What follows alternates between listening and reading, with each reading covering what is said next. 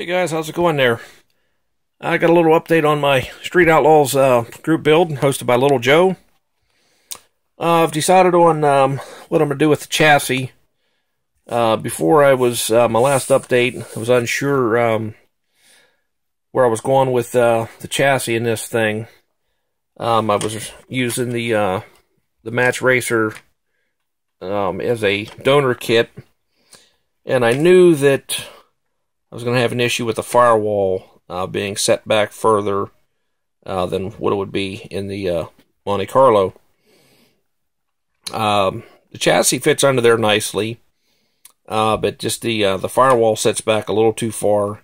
Once everything's in here, the engine sets back a lot further than what I want it to be in the Monte Carlo. So to fix that, I'd have to move the firewall forward, and I'd have to rework these inner supports here.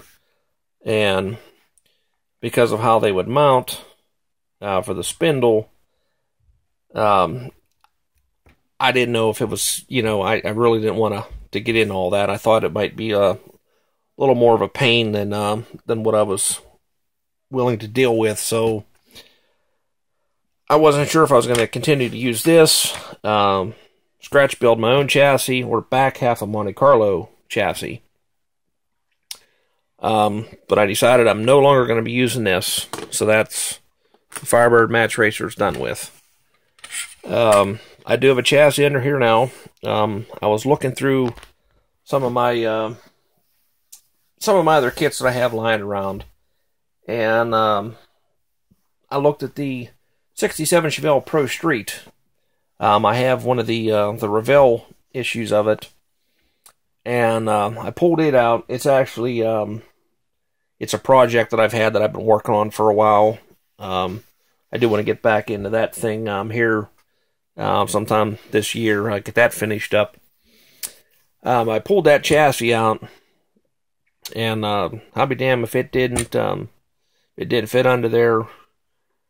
It was a little bit wider, but the wheelbase was the same and everything, and that's the ticket. That's what I'm going to use, is the 67 Chevelle chassis. So I went, there's a little shop in town. I went there to see if they had the kit, and they did not. So I went to Hobby Lobby, and I picked up, they had the AMT version of it. And I must say, this is such a disappointment, this kit here. It's my opinion, it's a pile of shit.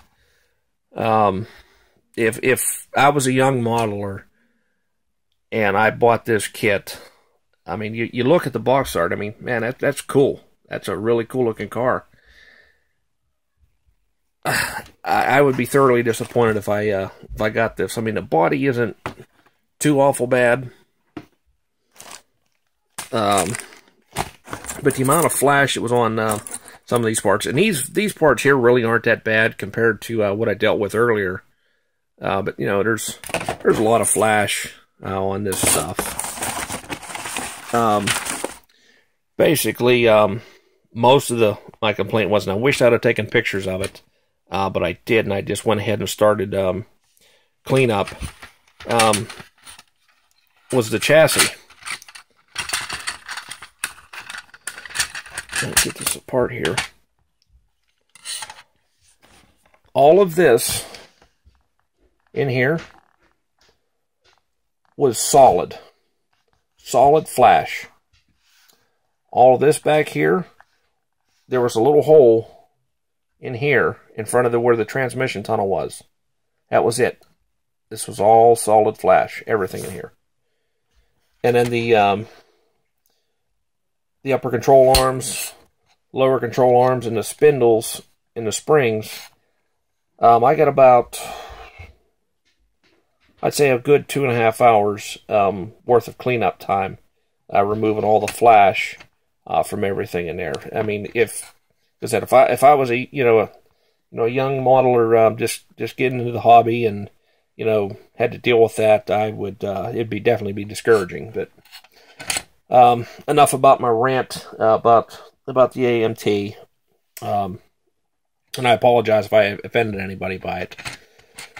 But I did have to do, you see there's some modifications here. I had to remove the transmission tunnel and all this back here. I had to remove all this for clearance issues.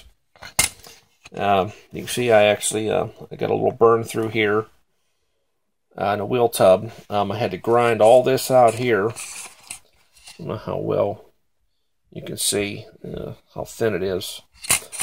Because the interior tub, I want to keep the interior in this car, everything intact. I want the back seat and everything in. And you can see I had to do some grinding back here too. And you can see there's a couple little pinholes along where the bottom of the seat is. It's not going to be that big of a deal. You're not going to see it. But, you know, I did have to do a fair amount of work to get it in there to fit right, and it does, and I'm happy with it. The roll cage is from the Chevelle. It's not going to work. I just wanted to put it in here for reference to see, you know, get the basic shape of it. I actually need to make my own, and I need to widen it. And this back bar here, it would actually go through the window opening. So I need to completely redo this bar here. And I'm happy with the way it sits in there because I want to keep the dash. The bars are going to go in front of the dash. I do have lots of reference photographs that I can go back to make my own cage from G bodies. Because like I said, I mean, this is my car. These are what I was into. I have a G body that's a race car. I have lots of friends that have G bodies that are race cars, and you know, I mean, I know a lot about the cars. I mean, I don't know everything, but I mean, I do know a fair amount about them. So definitely something that I'm into. And I started doing a little more cleanup under the hood here, and I actually created myself some more work. You can see I cut a hole in the damn fender.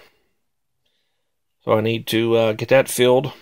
Luckily, it's just right above the lip on the fender. So it's still going to be a real pain in the neck to fix. But, I mean, it could have been a lot worse. So, that's where I'm at for now, guys, on this. I'm going to get back after it. Get the rest of this engine bay cleaned up. I can start filling in some of the areas that I had to cut out on this chassis.